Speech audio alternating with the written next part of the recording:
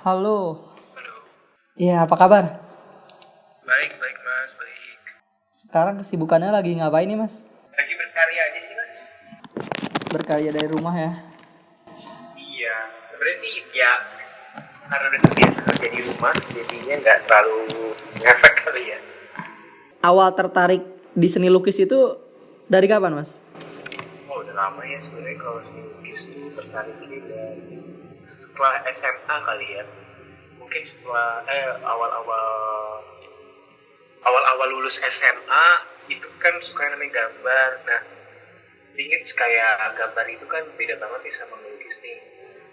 Waktu saya masuk salah satu kayak bisa dibilang art workshop kali ya ada di Jakarta. Itu tuh baru dikenalkan namanya kalau seni rupa itu tidak hanya menggambar tapi ada melukis, ada patung dan lain sebagainya. Nah disitulah saya lebih terekspos dengan namanya seni murni. Dan di mana saya salah satu waktu itu datang ke acara pameran.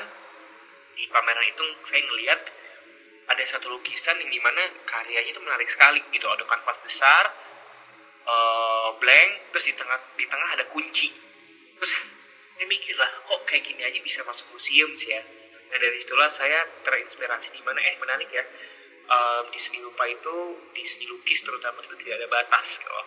Jadi yang saya tahu dulu seni itu hanyalah desain dan animasi dan komik. Karena kan saya dulu suka manga ya. Nah jadi dari situlah saya terinspirasi. I think fine art, seni rupa itu, seni murni itu cukup menarik. Dari situlah saya mencoba untuk ngambil seni murni. Nah tadinya di awal-awal saya kuliah itu saya belajar berbagai bidang seni. Jadi dulu namanya ada tahun pertama itu kita belajar foundation, di mana kita belajar seni digital, Photoshop, fotografi, seni patung, seni fashion, desain, terus juga interior design, produk dan lain-lain. Nah tapi yang menariknya adalah saya tertarik dengan seni murni karena seni murni ini yang tadi saya bilang banyak sekali yang dimana karya itu tidak hanya sebuah karya tapi banyak banget konsepnya gitu. Jadi a picture paints 1,000 words. Jadi salah satu karya itu mendeskripsikan berbagai bentuk ide dan gagasan. Nah disitulah saya kayak ingin sekali mendalami bagaimana salah satu karya itu bermaknanya sangat impactful, sangat dalam. Dari situlah saya tertarik dengan lukis ya. Gitu. Jadi kalau karya yang mempengaruhi itu yang kunci itu ya, Mas, yang membuat akhirnya tertarik dan mau mendalami ini. Ya, karena menarik banget Mas, kayak apa ya? Somehow kayak, dan yang menarik dari seniman dan juga karya seni adalah you can create whatever you want with your own interpretation. Jadi bisa dibilang kayak nggak ada yang salah di seni itu gitu loh. Itu yang menariknya gitu loh. Menarik dan sulit ya, karena kalau misalnya ngomongin tentang science atau ngomongin tentang sesuatu yang eksak tuh ada barrier mana salah mana benar. Tapi kalau misalnya di seni itu gray area, dimana nggak ada yang salah, nggak ada yang benar. Pohon bisa jadi warna merah, terus laut bisa menjadi warna kuning. It depends on your perspective. Dan yang membentengi adalah sebenarnya hanyalah kreativitas dan imajinasi kita gitu. Nah dari situlah saya melihat ini menarik banget nih, salah satu karya ini kunci, hanya kunci kecil doang warna merah gitu loh. Saya lupa nama karyanya apa dari seniman saya udah lupa. Dari situ saya mikir kayak I think it's very interesting to be an artist gitu. Okay. Kalau dari keluarga sendiri, Mas, ada yang bergelut di bidang seni juga atau baru Mas sendiri yang mulai? Saya sendiri, tapi jadi dulu tuh nenek kakek saya itu belajar melukis di salah seorang seniman. Nah cuman ya itu ya again as a hobby doang, dimana kan nggak ada yang menekuni. Karena seni lukis tuh jadi pelukis itu bukan pilihan sebuah profesi gitu loh. Jadi makanya hanya hobi doang, tapi nenek saya suka hobi melukis gitu loh. Nah, di keluarga saya tidak ada satupun yang jadi seorang seniman ya, atau mengambil darah seni gitu. Punya sosok pelukis panutan nggak mas? Kayak yang didolakan Saya gitu. inspirasi ya. Ada salah satu seniman Indonesia, mungkin selalu saya bilang, senimannya Nyoman Masriyadi dari seniman Bali. Terus juga Arin Sunario, Eko Nugroho, Heri Dono, itu yang di Indonesia. Kalau di luar negerinya saya suka namanya seniman Francis Bacon, terus juga Jean Michel Basquiat, sama bisa bilang Kaus kali ya. Ya. Kalau dihitung berarti dari SMA sampai sekarang karya yang paling berkesan buat Mas Noval itu apa mas? Karya yang paling berkesan banyak. Jadi setiap karya itu mempunyai kesan tersendiri. Right. Karya yang paling berkesan adalah ketika karya yang bisa dibilang sangat personal. Jadi ada karya-karya yang saya hanya membuat karena merespon suatu keadaan sosial atau political issue gitu loh. Tapi ada karya-karya yang dimana saya terinspirasi dan tergugah karena itu sangat personal.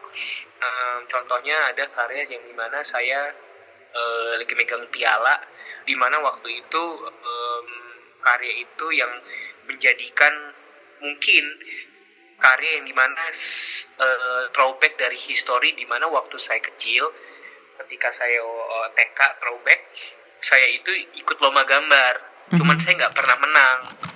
Nah akhirnya karena kan gitu ya mas ya, kebanyakan tuh konsep dimana kalau gambar yang menang gambar adalah gambar-gambar yang bagus, yang ya itulah bisa dibilang standarnya tuh kayak udah ada standar kalau menang tuh gambarnya yang gradasi apa-apa gitu. Jadi kalau gambar-gambar jelek tuh nggak menang gitu loh. Padahal tuh salah ya banget kalau di seni aslinya tuh kayak nggak ada gambar yang bagus itu belum tentu menang gitu loh.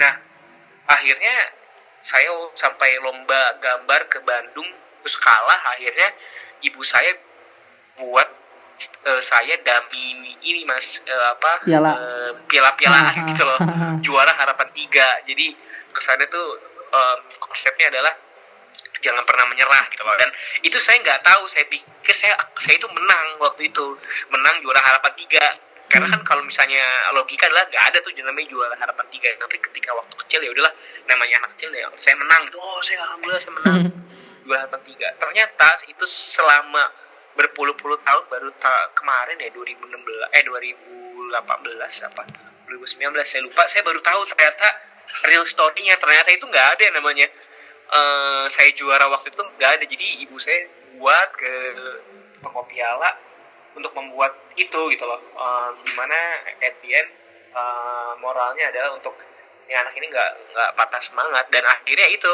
berbuahkan hasil gitu. Kalau misalnya waktu itu saya tidak dapat piala itu, mungkin saya akan just give away my dream gitu. Dan yang sekarang akhirnya baru terungkap gitu. Jadi itulah karya yang cukup berkesan, di mana karya-karya yang punya nilai histori dan cerita yang sangat related sama personal story. Menarik. Kalau sejauh ini pernah dapat penghargaan apa aja mas dari karya yang sudah dibikin? Saya pernah waktu itu sempat menang ada painting competition namanya Indonesian Art Festival. Waktu saya di Singapura, saya ikut jadi KBRI itu buat competition live painting, di mana saya ngelukis live selama 8 jam nonstop. Itu saya menang tahun 2015 kalau nggak salah. Terus kemarin juga saya baru menang juga Annie Award yang Kunto Aji, yang album Kunto Aji. Itu paling ya, udah itu sih mas. Terus paling juga saya sempat beberapa dapat nominasi dari beberapa kayak ada namanya ntar saya lihat dulu nih, TAYTB Award dari OCBC NISP yang hashtagnya nyalakan Indonesia, dimana jadi ada beberapa 10 anak-anak yang terpilih untuk international artist gitu sih. Berarti Mas Noval ini udah pernah berseni di luar negeri dan di Indonesia ya? Ya, saya sebenarnya sih gini, kebanyakan saya baru bisa dibilang baru lumayan eksis menancapkan lebih sering tuh di sini ya, karena sebelumnya kan saya setelah saya dari Singapura, terus dari UK, saya beberapa kali tuh saya tinggal di Italia, terus sempat juga residensi di New York, Spanyol. Jadi itu tuh kayak saya ada pameran residensi tuh kayak saya stay di satu tempat, satu negara, satu daerah, satu kota. Di situ saya berkarya, di situ saya pameran. Jadi ya sebenarnya sih ya itu ya, eksistensi di Indonesianya ya baru sekarang tuh di Indonesia gitu loh. Kalau apresiasi terhadap pameran seni lukis ini sendiri kan pernah bikin di luar juga ya Mas?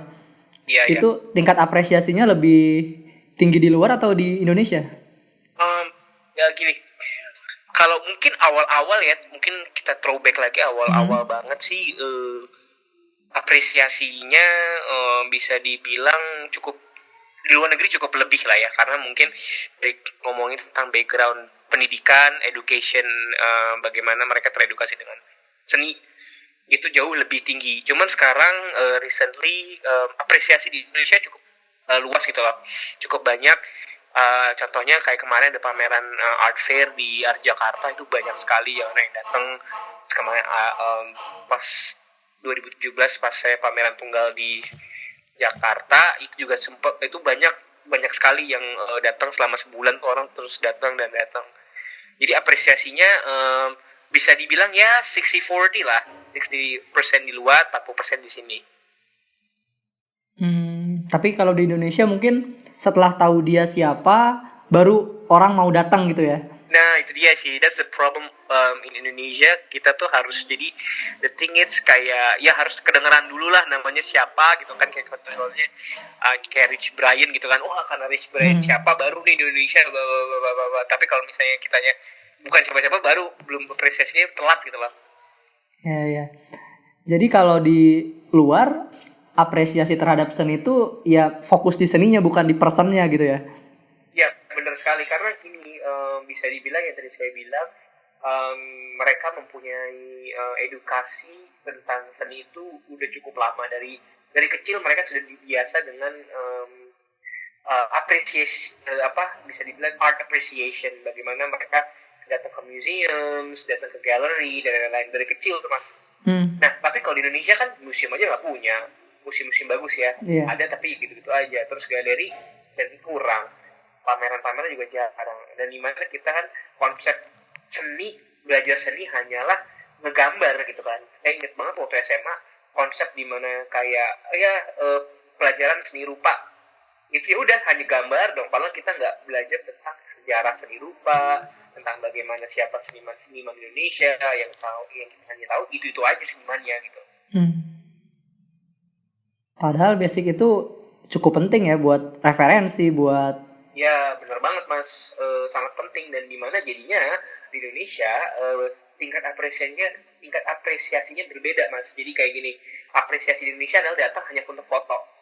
Jadi untuk foto, untuk kayak selfie dan lain-lain, untuk update status. Dimana kalau kita di luar, foto itu nomor 2, nomor 3. Jadi mereka datang tuh untuk melihat karyanya, mengobservasi, belajar, dan ngobrol sama senimannya langsung. Di Indonesia yang datang tuh kayak ya, wah ini keren ya, cool ya, terus foto-foto terus dipegang-pegang gitu. Sedangkan kan ada aturan sendiri kalau misalnya karya seni itu sangat fragile, sangat sensitif gitu loh, dan nggak boleh dipegang-pegang. Nah ini dia karena ngomongin tentang lack of education dan appreciation-nya, jadi bisa dibilang masih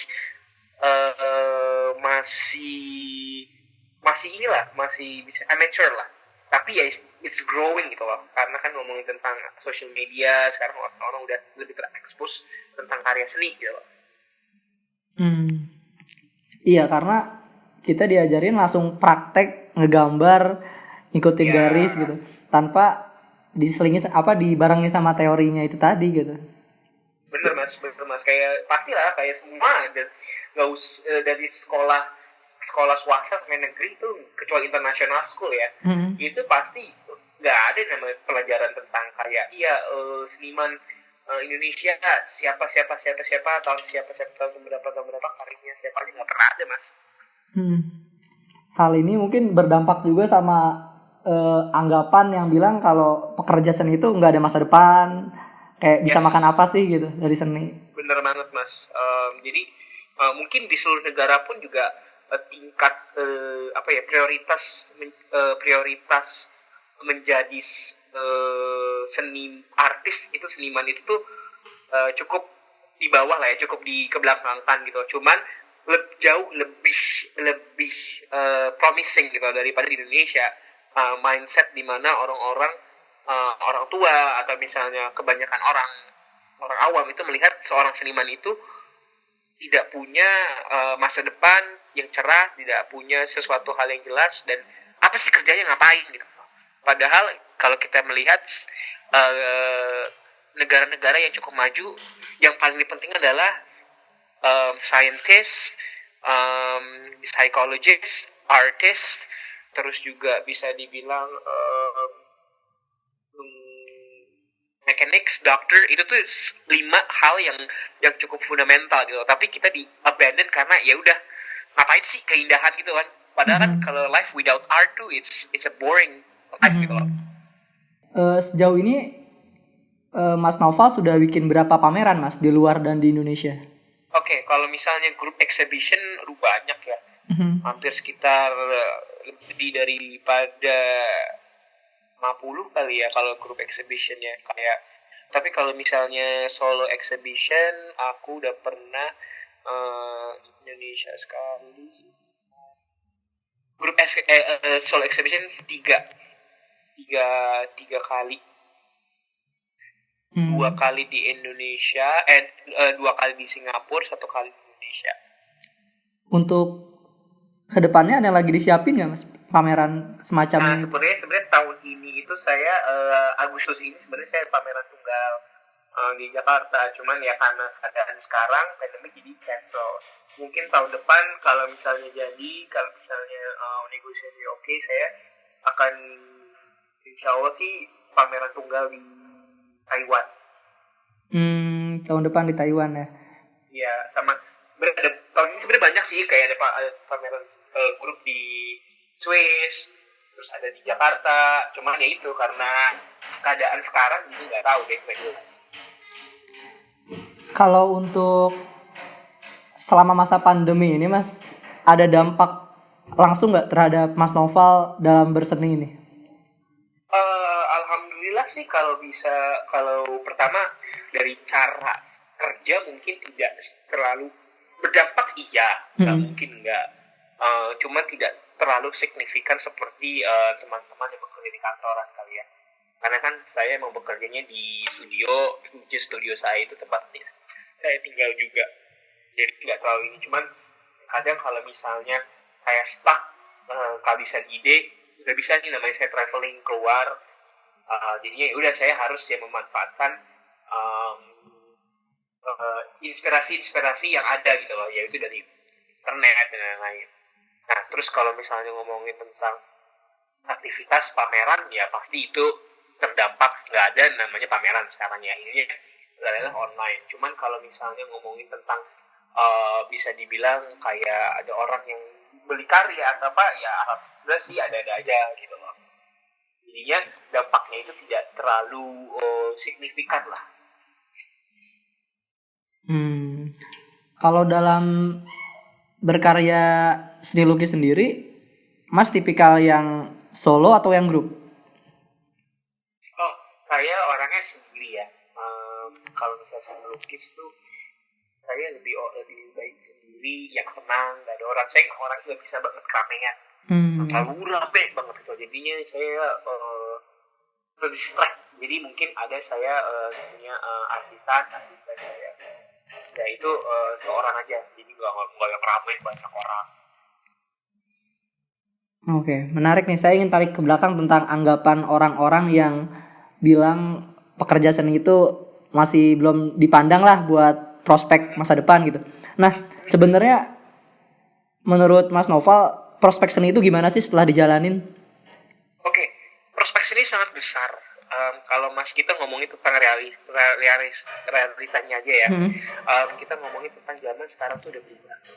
Di mana banyak pekerjaan-pekerjaan yang dulu tidak pernah dilihat itu sekarang bermunculan, dan salah satunya itu yaitu YouTuber, dan itu adalah sumber dari sesuatu profesi yang sangat promising. Karena kenapa itu namanya social media, terus juga teknologi internet. Dan zaman sekarang itu kita terkoneksi, jadi nggak harus namanya kita datang ngetok-ngetok galeri ke galeri. Zaman sekarang ada Instagram, kita terkoneksi dengan satu sama lain, yang dimana kita hanya giat bagaimana kita menstrategi diri kita untuk membuat sesuatu karya yang sangat menarik dan being authentic, yang different lah karakteristiknya. Dan kenapa saya bilang cukup promising, karena sekarang orang cukup sadar akan pentingnya seni dalam kehidupan mereka, karena dibilang life without art is boring gitu loh.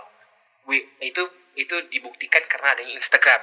Sekarang bayangin nggak sih kalau misalnya sekarang ini dengan pandemi ini nggak ada namanya Instagram, which is Instagram itu kan art kan, form of art tapi in digital format. Dan di mana Instagram ini juga banyak terinspirasi dari karya-karya seni, artis dan lain-lain. Nah, sebenarnya tahun ini tuh saya harusnya lagi ngerjain project sama salah satu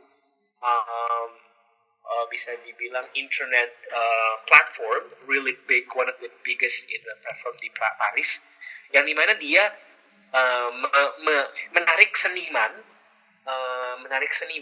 untuk mereka berkolaborasi membuat karya offline, which is karya bentuk nyata, menjadi karya digital. Berarti di sini kita melihat poin bahwa seni itu sangat promising. Bagaimana seni itu menginspirasi banyak aspek.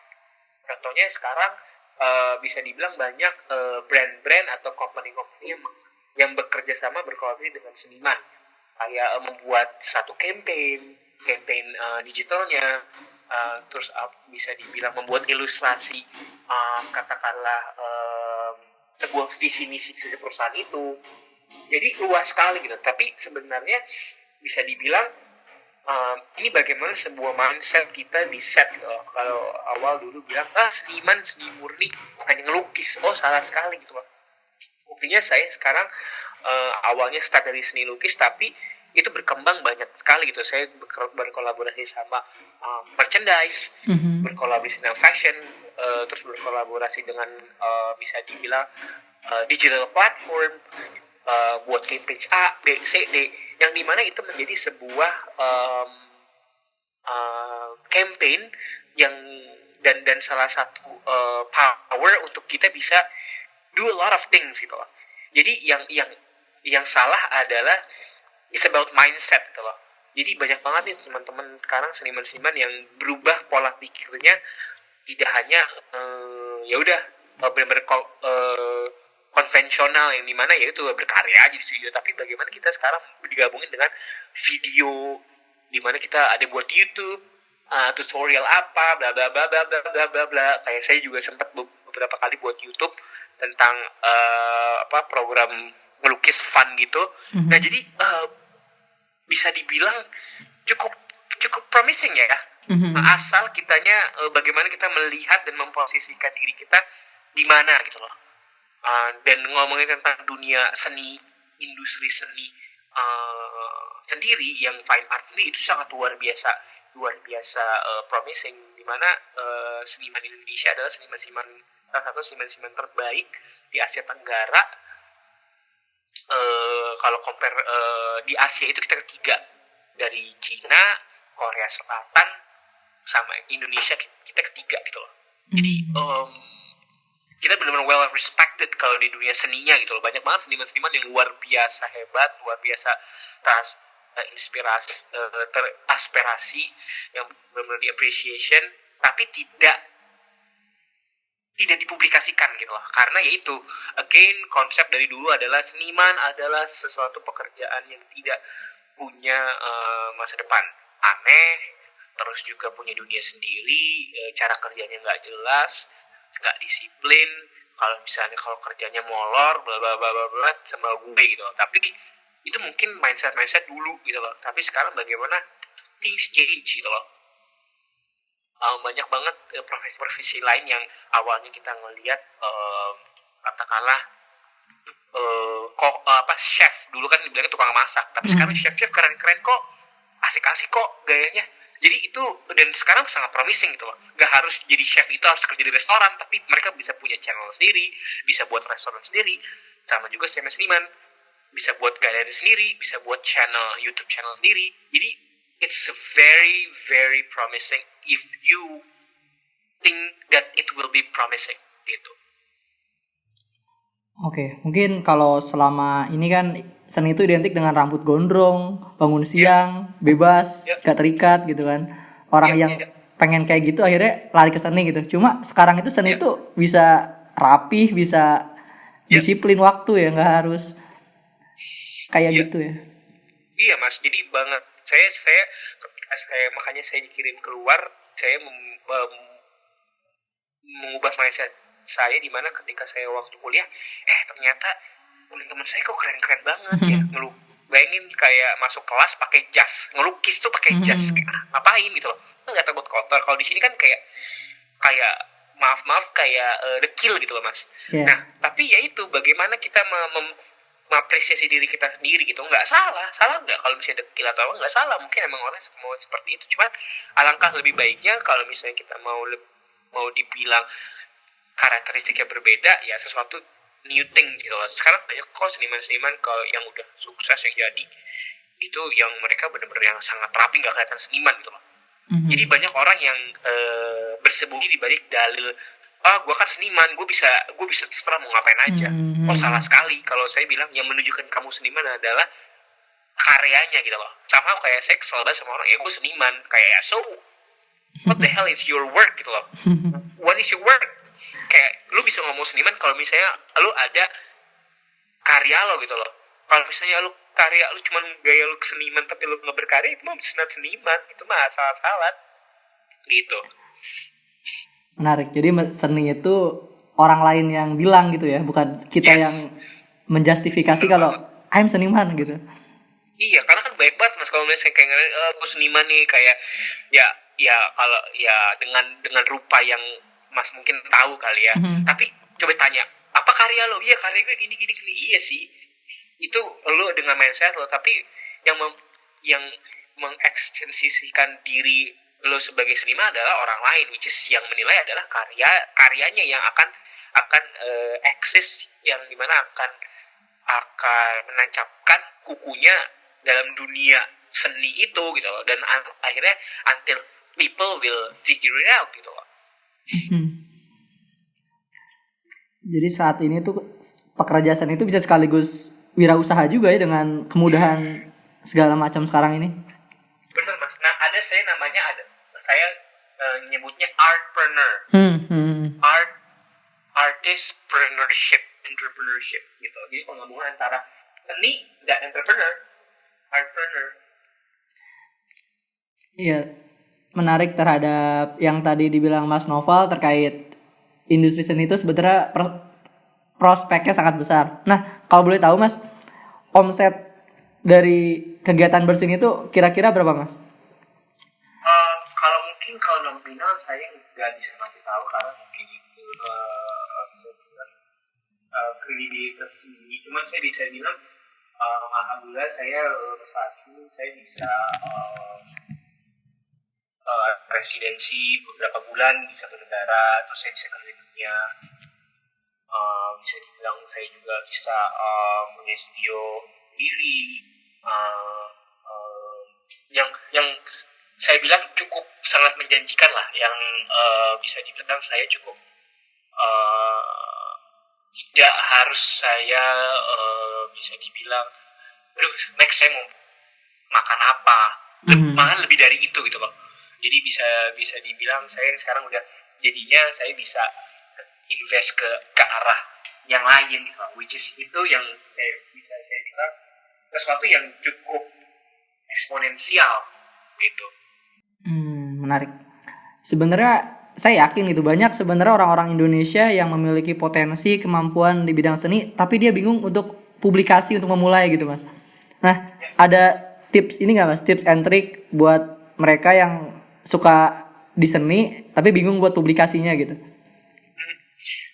Sekarang be authentic pertama, terus kedua adalah be different, yang ketiga adalah sekarang namanya di era free mode, dimana kita bebas untuk bagaimana kita mempublikasikan, membranding diri kita sendiri. Some people kayak membrand dirinya dengan start from negativity. Is that wrong? Yeah, maybe. Tapi mungkin itu jalan dipilih. Tapi mereka at least punya strategi untuk kayak, oke, gue menjadi seseorang ini karena gini. At the end kita pertama harus tahu visi misi kita mau ngapain. Baru setelah itu kita set strategi, karena menurut saya sukses itu tidak ada yang kebetulan. Sukses itu adalah dibentuk, diciptakan. Kenapa saya bisa menjadi saat ini? Karena saya dari dulu dreaming about I want to be an artist, I want to be a big artist, not only like what I am right now, but I want to be bigger. Makanya saya punya beberapa plans ke depan. Jadi hidup itu harus di-structure gitu loh. Kedua adalah never give up. Zaman sekarang katakanlah kita nge-posting Instagram karya kita sekali, ini 2 kali, 3 kali, 4 kali, and then work smart. Dimana kita harus cari cara untuk kayak, oke, nggak bisa satu jalan, yuk jalan yang lain. Nggak bisa jalan kedua, dan ketiga, 4, 5, dan seterusnya sampai you made it gitu loh. Karena kalau kita semua baca profil orang-orang biografi semua orang, nggak ada yang kayak tiba-tiba 12 kali udah selesai gitu loh. Jadi itu harus takes time to find a way untuk akhirnya kayak oke, gong nih gitu loh. Dan semua orang punya jalan masing-masing gitu loh, jalan masing-masing waktu period yang mereka untuk mendapatkan si kesuksesan itu gitu loh. Ada yang orang cepat, ada yang lama gitu loh. Cuman at the end kayak ya terus aja dan lain-lain ya. Alhamdulillah mungkin saya bisa dibilang cukup lucky bisa menemukan itu cukup early. Cuman ya mungkin ada alasannya untuk saya bisa ngasih tahu nih ke teman-teman kalian, karena kalau misalnya nggak ada perwakilan yang ini pasti bingung kan, kayak ini siapa nih, gak ada yang sukses nih gitu loh. Cuman ya itu sekarang udah banyak kok yang seniman-seniman yang dulu nggak ada nih, nggak pernah ada nih sosok-sosok seperti ini, sekarang udah ada kok, banyak kok seniman yang sekarang bermunculan dan mereka bisa sustain dan bisa berkembang lagi lebih luas lagi gitu loh. Jadi ya itu banyak riset dan terus terinspirasi baik dan in a positive way gitu. Menarik nih mas, yang tadi yang tips awal itu tentang be different. Kalau saya lihat kan karya Mas Novel ini memang khas ya, kayak gaya lukisnya tuh khas. Nah, kalau ini tuh kekhasan, keunikan ini tuh seiring berjalannya waktu atau dari awal tuh emang udah kayak gitu mas, pola gambarnya, pola lukisnya gitu? Ya berkembangnya seiring jalannya waktu. Jadi namanya kita kan harus sering update ya, kayak misalnya kalau mas pakai smartphone kan selalu ngupdate mas, ya kan, iOS-nya atau misalnya apalah software-nya whatever. Nah sama kayak seperti kita gitu loh, saya juga karakter saya itu berkembang karena berjalannya waktu gitu loh. Si HH series ini berkembang karena kenapa saya buat HH gitu, karena saya melihat waktu itu saya tinggal di kota-kota besar, di mana kota-kota besar ini sangat serius gitu loh, orang tuh belum bekerja terus. Yang saya lihat adalah kayaknya mereka butuh humor gitu. Nah dari situ saya berpikir kayak humor itu identik apa ya, ketawa itu identik apa ya, hahaha gitu loh.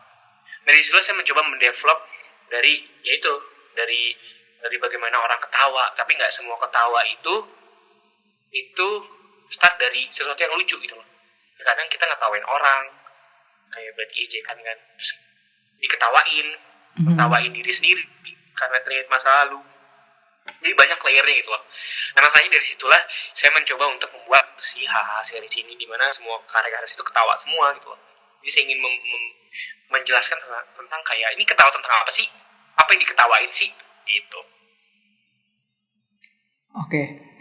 Mungkin terkait untuk beda dari yang ada itu kan sesuatu yang bagi yang baru memulai mungkin sulit ya Mas, karena udah banyak banget yang ada nih. Nah, ada cara khusus gak sih Mas supaya bisa melihat celah yang beda gitu bagi para pemula yang mau mulai? Ini menarik kata Mas bilang, semua itu udah sebenarnya nggak ada yang baru Mas. Semua itu udah it's been done by so many times gitu. Tapi bagaimana kita mengupgrade sesuatu yang sudah ada menjadi lebih ada lagi gitu. Jadi kayak bisa dibilang kayak saya juga saya tidak lahir hanya tiba-tiba originalitas, enggak, semua itu saya terinspirasi dari berbagai macam elemen, salah satunya seniman-seniman yang tadi saya sebutkan gitu loh. Jadi yang saya lakukan adalah saya mencoba untuk mengambil, makanya Picasso bilang still like an artist gitu loh, tapi bukan memplagiat ya, bukan mengcopycat. Jadi bagaimana kita harus mengambil elemen-elemen yang ada dari sesuatu yang terinspirasi. Katakanlah saya ngambil karakter gambar yang ini dari si A, si B, si C, si D. Habis itu saya mengambil formulanya gitu loh. Saya sama kayak bisa bilang buat vaksin. Buat vaksin kan diambil dari vaksin-vaksin sebelumnya gitu loh. Dari sampel-sampel elemen-elemen vaksin sebelumnya gitu, atau virus sebelumnya. Diambil, dibuat, diracik lagi jadi dapur sendiri gitu loh. That's the same things untuk teman-teman yang baru mulai, mungkin start dari sesuatu, banyak riset deh. Salah banget kalau misalnya kayak ini originalitas gue, ini karena dari imajinasi gue. No, imajinasi terserah lo. Kayak people don't care about your imagination, what they care is related or not gitu loh. Bagaimana untuk membuat karya yang related, karya yang bagus adalah karya yang terkoneksi sama orang lain gitu, yang it can speak by itself to the public. Bagaimana caranya? Banyak riset gitu. Makanya banyak research. I did a lot of research untuk buat sesuatu gitu loh. Nah, gitulah. Jadi dimana dengan riset itu kita terbuka gitu. Otak kita terbuka. Oh, ternyata ada yang kayak gini loh. Katakanlah jadi malah jadi minder karena ini udah pernah nih. So what? Habis itu coba aja kalau misalnya kalian suka stylenya dengan katakanlah si seniman A, why not gitu loh. Kayak ada baru ini ada salah satu follower saya, dia minta izin kalau Kak saya buat karya sama temanya tentang ini gitu loh. Boleh nggak kalau saya publish di Instagram saya terinspirasi dari Kakak. Saya bilang why not gitu, karena the thing is kayak kamu terinspirasi dari situ bagus, which is people harus terinspirasi, tapi yang nggak boleh adalah menciplak sama gitu loh. Dan pas saya lihat gambarnya, dia ngasih lihat gambarnya dengan stylenya dia berbeda ini, cuman konteksnya sama gitu, tapi it's okay. Jadi bisa dibilang untuk teman-teman yang baru mulai, coba deh riset yang banyak, eksperimen. Dari riset itu kalian mencoba untuk eksperimen, dan akhirnya until kalian menemukan formula kalian sendiri gitu. Dan itu berbeda-beda. Semua orang nggak punya timeline yang sama untuk mendapatkan si formula bisa ini. dibilang bumbunya. Jadi dengan dia riset, mencari referensi, mencari inspirasi lah istilahnya, dia bisa melihat dari perspektif lain mungkin ya, kayak dia suka ini, bisa dia dengan sudut pandang lain gitu di karyanya sendiri gitu. Berarti nggak harus nunggu bener-bener ketemu yang beda baru mulai, tapi ya mulai aja dulu ya Mas. Bener Mas, nggak akan selesai Mas kalau misalnya nunggu dulu Mas. Itu dia konsepnya, banyak seniman yang jemput bola. Nunggu bola bukan jemput bola. Jadi kita harus zaman sekarang harus proaktif sih Mas.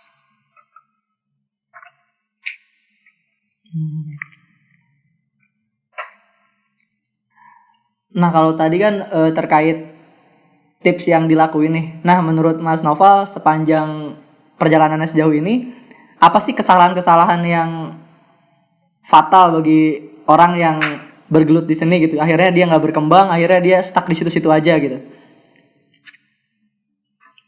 Oke, menurut saya tips-tips yang dari yang saya amati selama saya lihat kekurangannya adalah seniman itu tidak bisa dibilang banyak yang tidak berkembang secara eksponensial karena mereka kebanyakan itu just hiding in their studio gitu loh.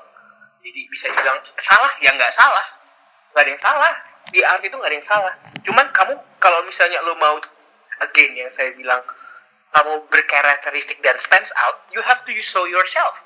Karena banyak banget seniman yang kayak ketika pameran taruh aja karya di pamerannya.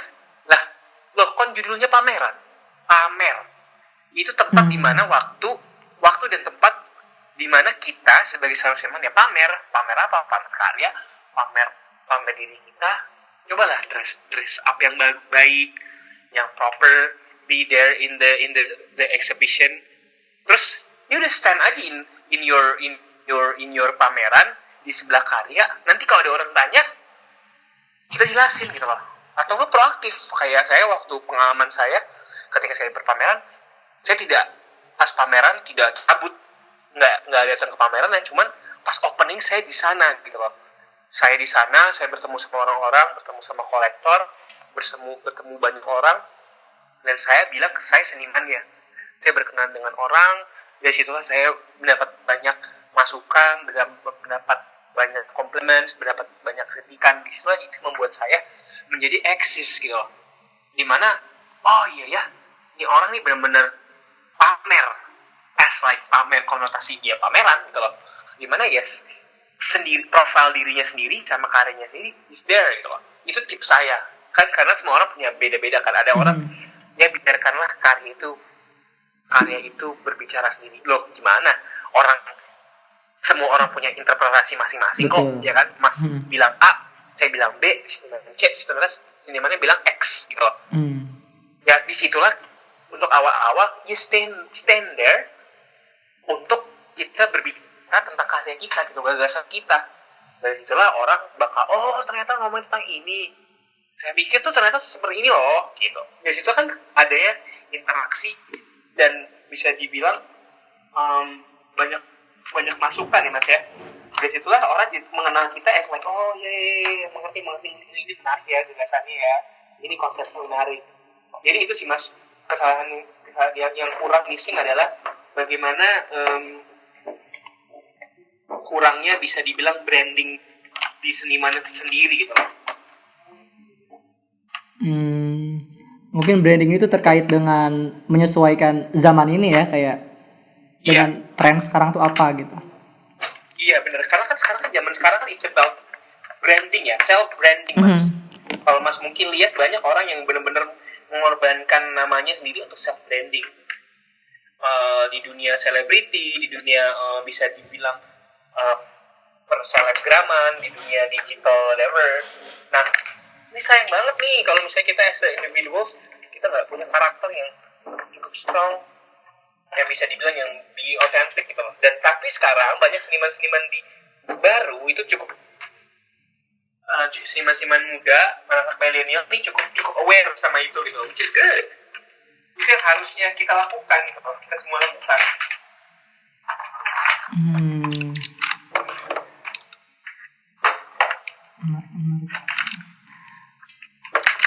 Jadi kalau kita di sebuah pameran jangan mengasumsikan kalau yang datang itu bisa ngerti gitu ya. Asumsikan dia nggak tahu apa-apa gitu ya.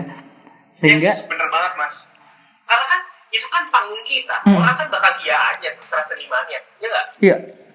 Kalau misalnya mereka ngomongnya A, kita atas kayak seniman B, oh iya, gue yang buat terserah gue lah. Dan kadang setelah dijelasin baru keluar nilai seninya tuh ya. Kayak orang nggak ngerti tapi pas dijelasin, oh ternyata ini tuh ada maknanya. Nah itu mungkin bisa nambah nilai seni itu sendiri. Iya, jadi bisa dibilang mempunyai pemahaman ganda ya, bisa dibilang. Nah, buat yang pemula itu kan mungkin sangat sulit kalau buat langsung tiba-tiba pameran solo gitu, Mas. Nah, punya ini nggak, Mas, semacam referensi grup pameran yang bisa diikutin gitu?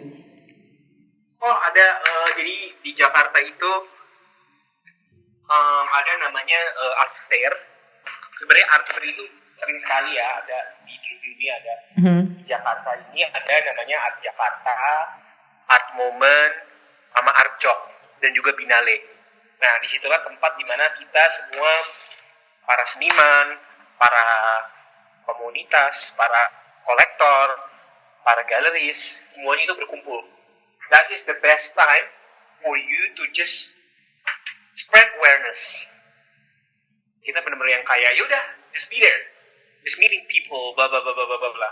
Walaupun kita nggak berkarya, karya kita nggak di sana, datang aja. Saya juga sering banget, katakanlah saya pergi ke Hong Kong, pergi ke katakanlah kemarin ke New York, kemana. Untuk apa? Untuk saya datang ke pameran-pameran itu gitu loh. Untuk saya menambah inspirasi saya datang ke Jogja. Untuk saya mendapat inspirasi, ketemu orang baru. Kita nggak pernah tahu kan orang baru yang kita kenal itu di situ siapa gitu loh. Yang pastinya orang yang suka seni gitu loh. Cuman that's the things, kayak harus jemput bola gitu loh. Jangan kita ikutin arus aja, tapi lawan arus. Dimana kita harus melihat any possibilities gitu loh. Itulah yang membuat saya jadi kenal banyak A, kenal orang B, kenal orang C, dan disitulah akhirnya mulut ke mulut, Mas. Jadi kayak ya sini. Jadi that makes you confidence juga gitu loh.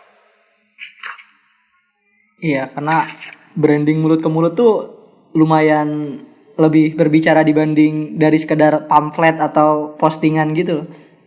Bener, Mas, karena kan ngomongin integritas ya.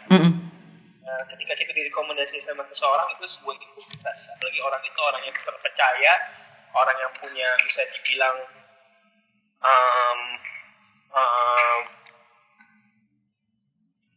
nama ya, bisa dibilang dia punya dipercaya, itu pasti akan membuatkan hasil jauh lebih maju daripada yang lain. Itu makanya yang saya bilang kembali lagi ngomongin tentang konsep strategi. Oke. Terima kasih banyak, Mas Noval. Siap, Mas Alwin, sama-sama ya. Ya, sukses selalu, Mas. Oke. Sukses juga, Mas. Thank you. Thank you.